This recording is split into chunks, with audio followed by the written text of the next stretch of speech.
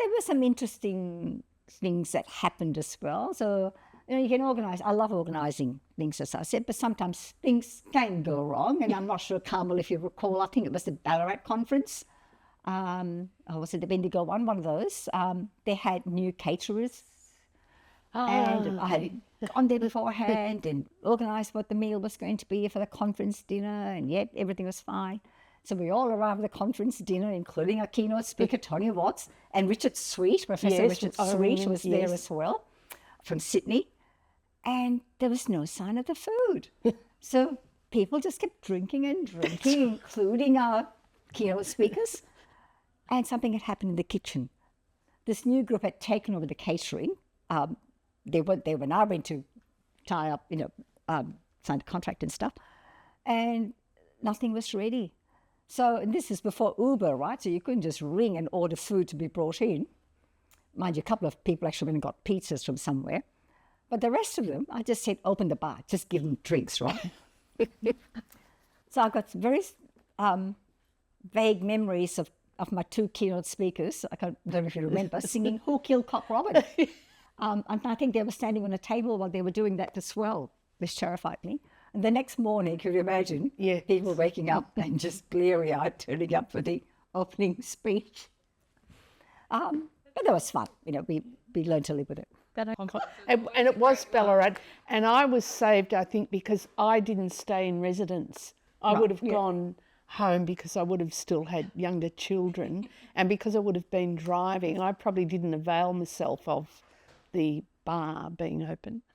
The other conference where, again, you can plan to the nth degree, but something could happen.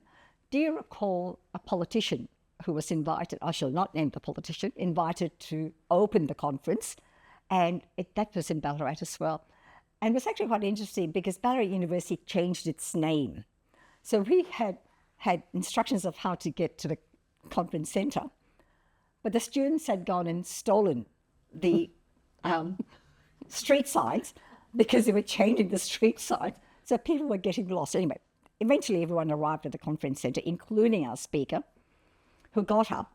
Now, I used to write speeches for my bosses, the minister and so on, as a careers person, the subject matter expert, right?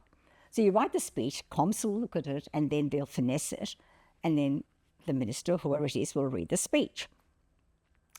So this had happened, obviously, to this politician, federal politician. So he got up. But obviously on the way there had made a few pit stops. And Carmel, you'll know some of the wineries around. Yes, and I know, so I think who the politician is. So I think that's where the pit stops had been made. It's a Sunday afternoon, you can understand that. But he then proceeded to read the speech. But what he did was he read it so well, he would say things that were in parentheses that he was not meant to say. So he would say things like, welcome everyone to this conference. Pause. And everyone go, what's he saying? Today is a really interesting day because this is the 5th conference of the Career Education Association of Victoria. Full stop.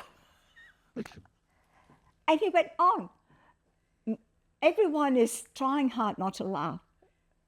Me, Muggins, who had organised the conference, organised the speaker, was doing this in the seat. I was sort of, all I wanted to do was the ground to open and swallow me up. But look, the careers practitioners are fantastic. They came up to me and said, look, this is not your fault, Leela, but it is one of the funniest speeches we have heard. So yeah, you can only organise it to a certain degree and then